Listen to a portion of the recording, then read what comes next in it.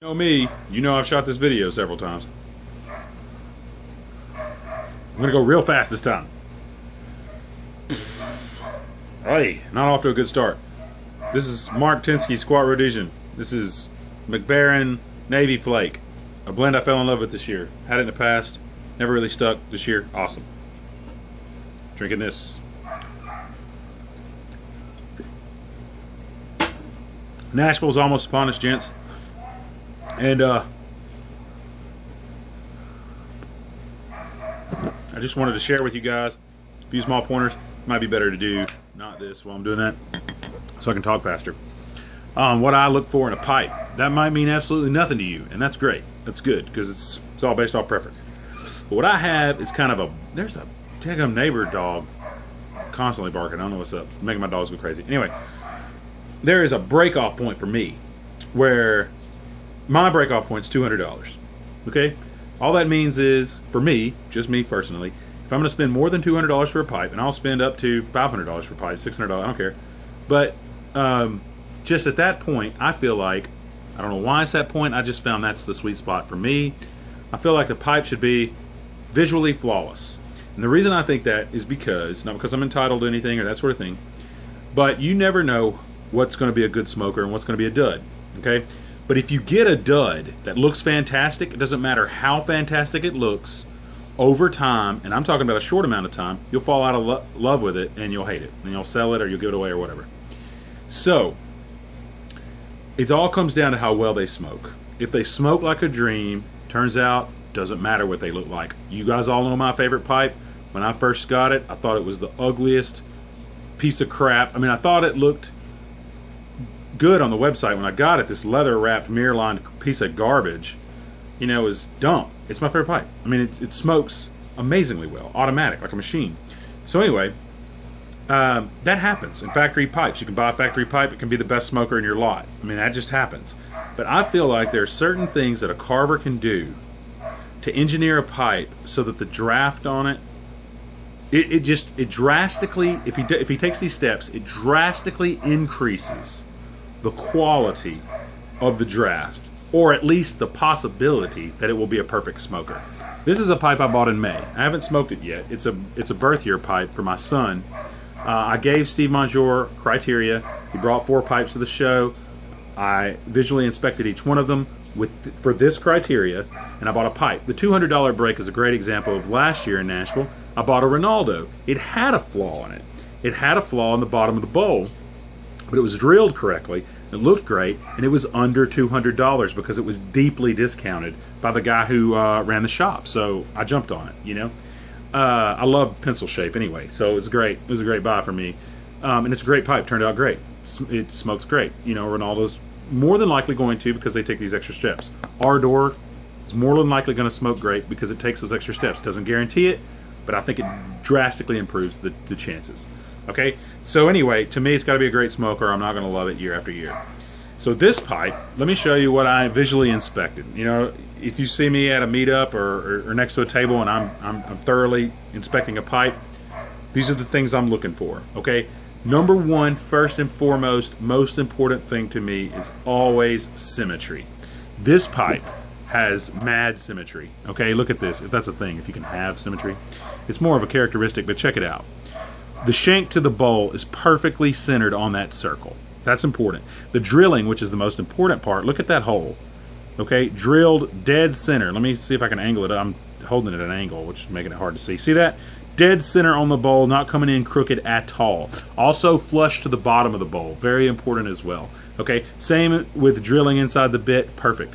Now, let me show you this. I mean, it's perfectly centered here, perfectly centered here, perfectly straight in, perfectly flush on the bottom of the bowl. Those things are very important because I feel like it gives you a better chance of getting a perfect smoker. Almost at 5 minutes, got to really pick it up.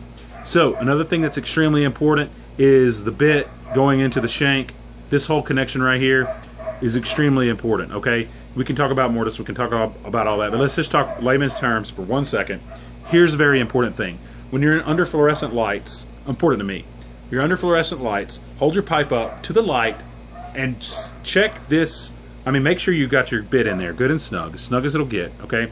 And then when you put it up against the light, Okay, there should be no light. See how there's no light leaking between the bit and the shank?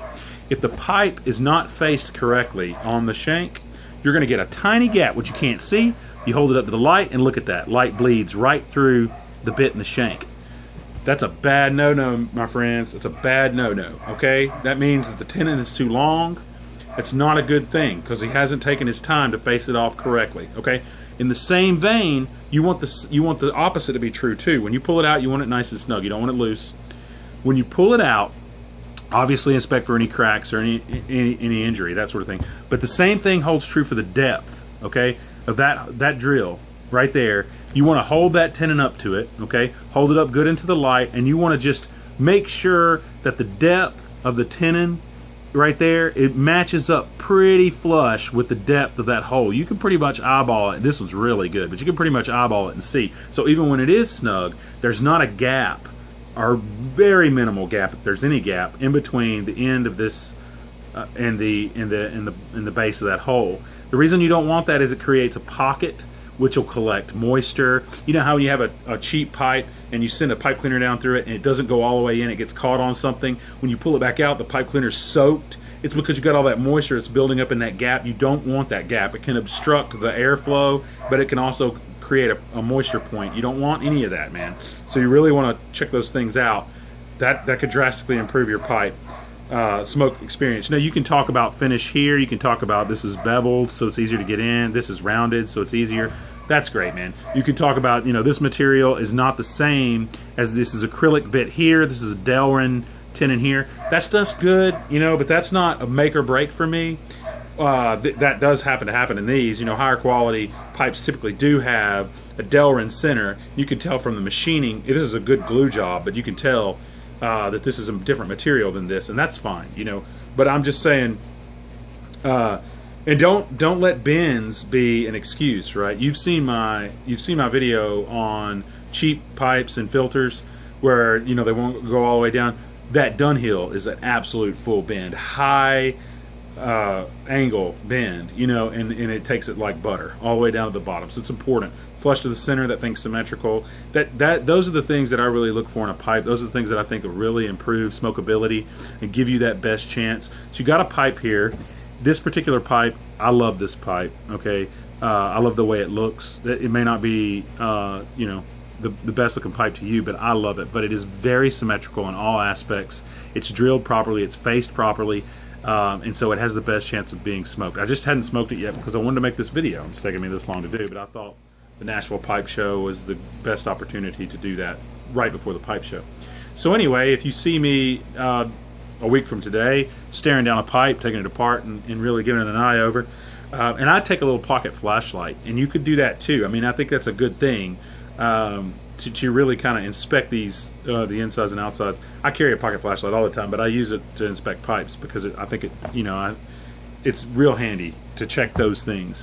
So anyway, man, I hope to see everybody there. I'm sure we'll all have a great time. Me and my wife are coming down on Friday. We probably won't get into the show until Saturday, but you know, I think it's gonna be a great time. I hope to see everybody there. I hope, you know, if any of this makes any sense to you, maybe it's just crazy rambling on. You know, I'm not an expert by any means, form, or fashion. I've only been buying pipes for about 16 years, but I can tell you, in my experience, these things have paid off.